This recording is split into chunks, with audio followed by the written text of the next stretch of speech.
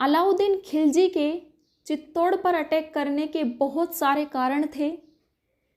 पहला कारण तो ये ही था कि वो अपने साम्राज्य का विस्तार करना चाहता था। दूसरा ये है कि चित्तौड़ के इधर पड़ता है मालवा और उधर पड़ता है गुजरात। मालवा में खेती अच्छी, गुजरात का व्यापार अच्छा, इसलिए ऐसी कौन सी जगह है जहाँ बैठकर दोनों को एक साथ कंट्रोल किया जा सके। वो अपना चित्तौड़ था, उसके लिए चित्तौड़ जीतना इसलिए भी महत्वपूर्ण था। और एक बार क्या हुआ कि अलाउद्दीन खिलजी गुजरात पर अटैक करने के लिए जाता है। रास्ता चित्तौड़ से होकर जाता है गुजरात के लिए। उस समय जो चित्तौड़ का जो राजा था वो था समर सिंह। तब समर सिंह कहता है कि टोल टैक्स देना पड़ेगा। अलाउद्दीन ने कहा, यार स्टाफ है, तू राजा मैं राजा, टैक्स किस बात का। तब समर सिंह ने कहा, कुछ भी हो लेकिन टैक्स दे के जाना पड़ेगा। तो अलाउद्दीन खिलजी समर सिंह को टैक्स देकर गुजरात जाता है और सोच विचार करता है कि पहले तो मैं गुजरात पर अटैक करके आता हूँ, वापस आऊँगा तब समर सिंह को देखता हूँ। लेकिन जब वो गुजरात से वापस दिल्ली के लिए आता है तो रास्ते में चित्तौड़ पड़ता है, लेकिन वापस आते समय समर सिंह को कुछ ही नहीं कहता, चुपचाप निकल जाता है। अब जब कभी दिल्ली के दरबार में अलाउद्दीन खिलजी बैठा रहता और भी लोग बैठे रहते और कहता कि मैं दिल्ली का शहंशाह, हिंदुस्तान का सबसे बड़ा मुग़ल बादशाह हूँ। अब जो लोग बैठे रहते वो एक दूसरे को कोने मार के हंसते और कहते टोल टैक्स। अब अलाउद्दीन खिलजी को बेचारे को बेइज्जती फील होती और जब कभी वो दिल्ली में से निकलता तो आसपास के लोग ही कह के चले जाते उसको, ओए टोल टैक्स। कई बार क्या होता है कि व्यक्ति अगर खुद अपनी बेइज्जती भूल जाए तो लोग भूलने नहीं देते। और आज भी ऐसा है, मान लो आपका आरएसपी का रिजल्ट आ गया और आपका नहीं हुआ। सुबह रिजल्ट आया, शाम तक आपको भी जो शौक रोना धोना मनाना होता है वो आप मनाकर फ्री हो जाते हो शाम तक। अब आसपास के लोगों को भी पता रहता है कि इसका नहीं हुआ, लेकिन वो भी आकर आपसे पूछेंगे कि और भाई मेंस की तैयारी कैसी चल रही है। और तो और आपका प्री भी क्लियर हो गया, मेंस भी क्लियर हो गया, आप इंटरव्यू तक भी पहुँचे, लेकिन सिलेक्शन नहीं हुआ। फिर भी वो पूछेंगे और आजकल ज्वाइनिंग कहाँ है। तो ये लोगों की समस्या ही है कि कई बार व्यक्ति खुद भूल जाता है लेकिन लोग उसको भूलने नहीं देते। तो अलाउद्दीन खिलजी का ये भी एक बड़ा कारण था अटैक करने का। और अपन भूताला का युद्ध पढ़ते हैं, उसमें क्या है कि मेवाड़ का जित्र सिंह इल्तुतमिश को हरा देता है और अलाउद्दीन खिलजी से टोल टैक्स लेता है समर सिंह। इसका मतलब चित्तौड़ मजबूत हो रहा है या फिर कमज़ोर? मजबूत हो रहा है। तो कोई भी दिल्ली का सुल्तान ये नहीं चाहेगा कि उसकी नाक के ठीक नीचे कोई राज्य शक्तिशाली बने। उसका ये भी कारण था यहाँ पर अटैक करने का। अब मैंने आपको इतने सारे कारण बता दिए, लेकिन अभी भी आपको लग रहा है कि ओरिजिनल कारण तो बताया ही नहीं कि पद्मनी के लिए अटैक किया था। वो एक बस कहानी है, उसमें कवि कल्पनाएं करता है, इमेजिनेशन करता है, उसमें झूठ के सिवाय कुछ नहीं है। लुगाइयों के लिए कभी अटैक नहीं किए जाते। अगर लुगाई के लिए ही अटैक करता तो वो अपने जालोर और शिवाना पर क्यों अटैक करता? अलाउद्दीन खिलजी एक ऐसा मुग़ल बादशाह था जो साउथ इंडिया तक अटैक करने के लिए चला गया था, तमिलनाडु तक अटैक किए हुए उसको। वो अपने आप को दूसरा सिकंदर मानता था कि या तो सिकंदर ने पूरी दुनिया जीती थी या फिर मैं जीतूंगा। अब 1303 में अलाउद्दीन खिलजी अपनी 1 लाख की फौज के साथ चित्तौड़ के बाहर 8 महीने का घेरा डालता है और चित्तौड़ वालों के पास जो फौज थी उसकी संख्या थी 10,000। अब 10,000 की फौज 1 लाख की सेना का तो मुकाबला कैसे करे, और करेगी भी तो सीधी सी बात है कि हारेगी। लेकिन जो चित्तौड़ का जो किला था वो सुरक्षा की दृष्टि से बहुत मजबूत था, और जब कभी चित्तौड़ पर बड़ा अटैक होता तो चित्तौड़ के बाहर जो पब्लिक होती उसको अंदर शिफ्ट कर लेते। क्योंकि अपन जब प्राचीन काल की लड़ाइयाँ देखते हैं तो उनमें क्या है कि एक राजा की सेना दूसरी राजा की सेना के साथ लड़ रही है, फिर जो राजा जीतता वो हारे हुए राजा से टैक्स लेकर वापस चला जाता, लुगाई टाबरों को कुछ नहीं कहते। लेकिन मध्यकाल की लड़ाइयों में चेंज है, यहाँ जो राजा जीतता वो सबसे पहले लुगाई टाबरों को उठा के लेके जाता और उनको बेच देता, और सामान्य जनता की लुगाई टाबरों को उठा के लेके चले जाते। अब जनता की रक्षा करने का कर्तव्य किसका? राजा का। तो राजा जनता को अंदर शिफ्ट कर लेता चित्तौड़ के किले के अंदर। चित्तौड़ के किले के अंदर 30,000 पब्लिक को रखा जा सकता है। उस समय यहाँ पर 84 तालाब थे, 20-22 तो आपको आज भी देखने को मिल जाएंगे। तो 30,000 पब्लिक को अंदर शिफ्ट कर लिया और किले के कर लिए दरवाजे बंद। लेकिन जब अलाउद्दीन खिलजी यहाँ पर इतने लंबे समय का 8 महीने का घेरा डालता है तो अंदर का अनाज हो गया ख़त्म। अब वे सोच विचार करते हैं कि या तो भूखे प्यासे मारे जाएं या फिर संधि कर लें। उनको ये दोनों ही नहीं करने थे, ना तो उनको संधि करनी थी और ना ही उनको भूखे प्यासे मरना था। ऐसी लड़ाइयाँ कि जहाँ हार अपनी निश्चित होती लेकिन फिर भी हम लड़ते, और जहाँ निश्चित होता कि हम मरेंगे, पक्का मरेंगे, वहाँ करते थे साका। साका में 2 चीज़ें होती है, एक होती है जौहर और एक होता है केसरिया। अब पुरुष का मरना निश्चित है कि वो लड़ेगा, वीर गति को प्राप्त होगा। अब महिलाएं ऐसा मानती थी कि जब मेरा पति ही मरेगा और मुझे ये बाहर जो दुश्मन बैठा है ये लेकर चला जाएगा, और दूसरे पुरुष के मेरे शरीर पर हाथ लगाने से अच्छा है कि मैं मर ही जाऊं। जब मेरा पति मर रहा है तो मैं भी अपनी आन बान शान की रक्षा के लिए मरूंगी, और महिलाएं अग्नि में बैठ जाती। इसे कहते थे जौहर। और पुरुष केसरिया कपड़ा पहनकर बाहर लड़ने के लिए जाते और वीर गति को प्राप्त होते, इसलिए उसको कहते हम केसरिया। यहाँ चित्तौड़ के किले में जो जौहर होता है उसको लीड करती है रानी पद्मनी।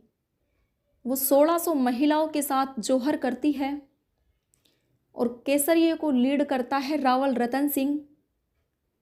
वीर गति को प्राप्त होते हैं। लेकिन जब सीधी सी बात है कि पहले क्या होता था, सबसे पहले साका में जौहर होता है और पूरा विधिवत रूप से होता। रानी दान देकर जाती कि किसको कितना देना है, किसको कितना देना है, ये अभिलेख लिखवाए जाते और पूरा विधिवत रूप से जौहर किया जाता। तब जो राजा होता वो सोचता कि आज इस जो सामने वाला जो दुश्मन है इसकी वजह से मुझे मेरा पूरा परिवार अपने हाथों से जलाना पड़ गया। अब सीधी सी बात है, जब वो अपने हाथों से अपने परिवार को जलाएगा सामने वाले दुश्मन की वजह से, तो उसका गुस्सा बढ़ेगा या फिर कम होगा? जाहिर सी बात है उसका गुस्सा बढ़ेगा। तो वो सोचता कि आज मैं तो ही मरूंगा ही, लेकिन सामने वाले के भी 7-8 लिख के मरूंगा। और उसका गुस्सा भयंकर होता। इसलिए साको के बहुत भयंकर भयंकर रिजल्ट है कि इधर अपनी सेना हुई 10,000, सामने वाले के मार दी 80,000। अब अलाउद्दीन खिलजी को बहुत बड़ा नुकसान हुआ कि एक तो उसने इतने लंबे समय तक घेरा डाले रखा, दूसरा ये कि उसकी काफ़ी सेना मारी गई। फिर वो अंदर आकर देखता है कि महिलाएं बच्चे तो मिलेंगे, लेकिन महिला बच्चों ने कर लिया जोहर।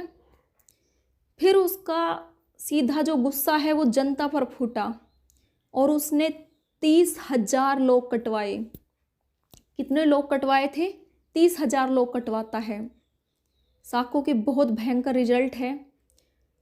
फिर अलाउद्दीन खिलजी सोचता है कि मैं चित्तौड़ को ऐसा किसको सौंपूं जिस पर मैं विश्वास कर सकूं।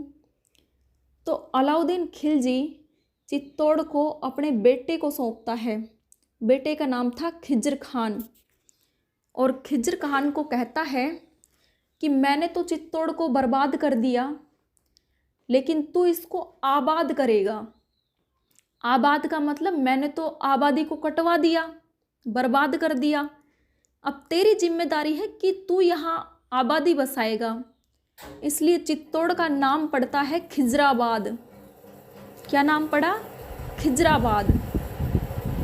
अब हम ये कैसे विश्वास करें कि भाई चित्तौड़ का नाम अलाउद्दीन खिलजी ने नाम बदल कर क्या कर दिया था? खिजराबाद, कि खिज्र खान इसको आबाद करेगा और नाम पड़ा खिजराबाद। इसलिए आपको रटने की आवश्यकता नहीं है। खिज्र खान आबाद करेगा इसलिए नाम पड़ा खिजराबाद। और खिजराबाद का उल्लेख एक अभिलेख मिला है हमें। और ये जो अभिलेख है वो चित्तौड़ के किले के अंदर एक दरगाह है, धाईबी पीर की दरगाह, उसके बाहर लगा हुआ है। 1325 का ये अभिलेख है। इससे दो जानकारी पता चलती है कि 1325 तक 1303 में अटैक होता है। 1325 तक तो चित्तौड़ का नाम क्या था? खिजराबाद था। और दूसरी बात यह है कि अभिलेखों से सही क्रोनोलॉजी डिसाइड होती है। क्रोनोलॉजी का मतलब समय का पता चलता है, सही पता चलता है। क्योंकि अभिलेख कब लिखवाए जाते हैं? जब उसको महल है, मंदिर है, मस्जिद है, दरगाह है, जब बनाने के बाद कंप्लीट हो जाती है तभी लिखवाए जाते हैं अभिलेख। लेकिन किताबें तो कई वर्षों बाद लिखी जाती है, उनमें तो तारीखों में फेरबदल हो सकता है। लेकिन यहाँ पर हमें थोड़ी ऑथेंटिक जानकारी मिल जाती है। तो यहाँ धाईबी पीर की जो दरगाह है उस अभिलेख से पता चलता है कि इस किले का नाम क्या था? खिजराबाद था चित्तौड़ का नाम। दरगाह का मतलब होता है मुसलमानों में जब कोई संत टाइप का व्यक्ति मरते और मरने के बाद उनको पूजने लग जाते तो उनकी बनती है दरगाह। और मुसलमानों को जहाँ दफनाते हैं, जहाँ उनकी कब्र होती है, मुसलमान ऐसा मानते हैं कि पहले व्यक्ति अगर मर जाए तो उसको दफना दिया जाए वैसा का वैसा। और एक दिन आएगी कयामत की रात। कौन सी रात आएगी? कयामत की रात। और तब इनसे हर एक की कब्र उखाड़ी जाएगी और इन सभी का रिकॉर्ड चेक किया जाएगा। पूछा जाएगा कि कितने पाप किए हैं, कितने पुण्य किए हैं। पता चला कि 1000 पाप 3 पुण्य। और उल्टा भी हो सकता है कि 3 तो किए पाप और 1000 किए पुण्य। तो उनको उनके कर्म के हिसाब से अगला जन्म मिलता है। हो सकता है अगले जन्म में चींटी बने, गाय बने, भैंस बने, गधा बने, या फिर हो सकता है अगले जन्म में इंसान भी बने। और अपने हिंदू ऐसा मानते हैं कि व्यक्ति जब मर जाता है तो उसको जला देते हैं लेकिन जो आत्मा होती है वो हमेशा जिंदा रहती है, वो कभी मरती नहीं। वो एक रूप से दूसरे रूप में कन्वर्ट होती है। और आत्मा को कौन लेके जाते हैं? यमराज। यमराज फिर उनसे पूछता है कितने पाप किए, कितने पुण्य किए, और फिर जिसने अच्छे कर्म किए उसको मिलता है स्वर्ग, और जो बुरे कर्म करता है उसको मिलता है नरक। और मुसलमान कहते हैं कि जो अच्छा कर्म करता है उसको तो मिलेगी जन्नत। अपन तो क्या कहते हैं? स्वर्ग। वो कहते हैं जन्नत। और अपन जिसको नरक कहते हैं वो उसको जाहिन ऐसा कुछ कहते हैं कि इसको ये मिलेगी, मतलब कि नरक मिलेगा। अब अपने जब कोई राजा महाराजाओं में से कोई व्यक्ति जब मरता तो उसको जलाते और फिर चबूतरा बनाते। वहाँ चबूतरे के ऊपर 4 पिलर खड़े किए और फिर छत बना दी। उसको क्या बोलते हैं? छतरी। तो राजा वहाँ पर लिखवा देता कि फलाने फलाने की ये छतरी है और ये किसने बनवाई, ऐसा वहाँ लिखवाते। लेकिन मुसलमानों में क्या होता है कि जब व्यक्ति मर जाता है तो उसके ऊपर बनाते हैं कमरा, जिसको बोलते हैं मकबरा। अपने एक मुग़ल बादशाह थे शाहजहाँ, जिसकी रानी थी मुमताज़ महल। उसने बनवाया मुमताज़ महल का मकबरा कि जब मुमताज़ महल को जहाँ दफनाया उसके ऊपर क्या बना दिया? मुमताज़ महल का मकबरा। अब धीरे धीरे लोगों ने मकबरे को तो हटा दिया कि इतना लंबा कौन बोले, और कहने लगे मुमताज़ महल। फिर उसके बाद धीरे धीरे मुम को हटा दिया और कहने लगे ताज महल। अब लोगों ने महल भी हटा दिया और अब कहते हैं ताज। मुझे लगता है कि धीरे धीरे जय को भी हटाएंगे और क्या कहेंगे? ता है ता। और मुसलमानों में जो कोई संत टाइप का जो लोग होता है, जो व्यक्ति होता है, वो मरता है और मरने के बाद उसको पूजा जाता है। उसकी क्या बनाते हैं? दरगाह। अब जो ये संत टाइप के लोग होते हैं मुसलमान कहते हैं इनको पीर। लेकिन अपने जो लोगों के बीच जो व्यक्ति रहे लेकिन महानतम काम किए, महापुरुष टाइप के रहे, उसको अपन क्या कहते हैं? देवता। और मुसलमान क्या कहते हैं? पीर। तो ये आपका क्लियर हुआ कि पीर किसे कहते हैं, देवता किसे कहते हैं। और खिज्र खान यहाँ पर क्या क्या करता है चित्तौड़ में? चित्तौड़ के पास एक नदी निकलती है गंभीरी। अब जब वो नदी निकलती तो बाढ़ आने की समस्या रहती, लोगों को आने जाने में समस्या रहती। तो खिज्र खान यहाँ पर बनवाता है पुल। क्या बनवाता है? पुल। यहाँ से 2 बात पता चलती है कि एक तो चित्तौड़ के किले के पास से कौन सी नदी निकलती है? गंभीरी। और खिज्र खान यहाँ पर क्या बनवाता है? पुल बनवाता है। पुल समझते हो आप? और एक यहाँ पर दरगाह है। खिज्र खां के परिवार में से कोई मरा होगा, उसको दफनाया गया होगा, उसका एक अभिलेख है 1310 का। उसमें खिज्र खान लिखवाता है कि मेरे पिता अलाउद्दीन खिलजी जो हिंदुस्तान के मुग़ल बादशाह हैं, और लिखवाते हैं कि मेरे जो पिताजी हैं वो ईश्वर की छाया है। यानी कि जिस प्रकार हम भगवान को लोगों की छाया मानते हैं, तो भगवान ने भेजा है अलाउद्दीन खिलजी को कि भाई तू लोगों की रक्षा कर। और आगे लिखवाता है कि मेरे पिताजी संसार के रक्षक हैं। क्या है? संसार के रक्षक है। यानी कि जिस प्रकार ईश्वर लोगों की रक्षा करता है, वैसे ही आजकल रक्षा लोगों की कौन कर रहा है? मेरा पिता कर रहा है। अलाउद्दीन खिलजी को लगता था अपुन इज भगवान। और खिज्र खान लिखवाता है कि मेरे पिता दूसरे सिकंदर है। अलाउद्दीन खिलजी की एक उपाधि थी सिकंदर सानी, जिसका मतलब होता है, सानी का मतलब होता है दूसरा, यानी कि दूसरा सिकंदर।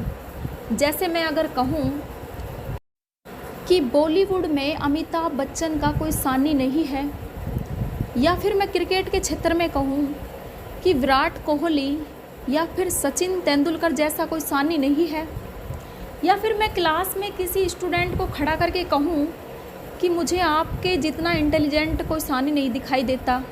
सानी का मतलब होता है दूसरा। तो अलाउद्दीन खिलजी अपने आप को दूसरा सिकंदर मानता था। अब आपसे कोई पूछे कि यार चित्तौड़ के किले में अलाउद्दीन खिलजी की तारीफ कौन करवाएगा, तो ये बात अभिलेख से डिसाइड होती है कि ये अभिलेख एक तो खिज्र खान ने लिखवाया है और खिज्र खान अलाउद्दीन खिलजी का बेटा है। अब सीधी सी बात है कि यार बेटा तो अलाउद्दीन खिलजी की तारीफ़ ही करवाएगा, ये थोड़ी लिखवाएगा कि मेरा जो बाप है वो लिच्चड़ है, निकम्मा है और ऐसे ऐसे लोगों को कटवा देता है। बेटा तो तारीफ़ ही करेगा। दूसरी बात ये है कि ये अभिलेख 1310 का है। इसका मतलब 1303 से 1310 तक खिज्र खान कहाँ बैठा हुआ है? चित्तौड़ में। अब जब अलाउद्दीन खिलजी 1311 में जालोर पर अटैक करते हैं तो जालोर का शासक कौन था? कान्हड़देव सोनगरा। कान्हड़देव सोनगरा को मारकर जालोर पर अपना कब्जा कर लेते हैं। लेकिन कान्हड़देव सोनगरा का एक छोटा भाई था मालदेव सोनगरा। मालदेव सोनगरा को अलाउद्दीन खिलजी ने जिंदा पकड़ लिया और उससे संधि कर ली और मालदेव सोनगरा को अपने साथ दिल्ली ले गया।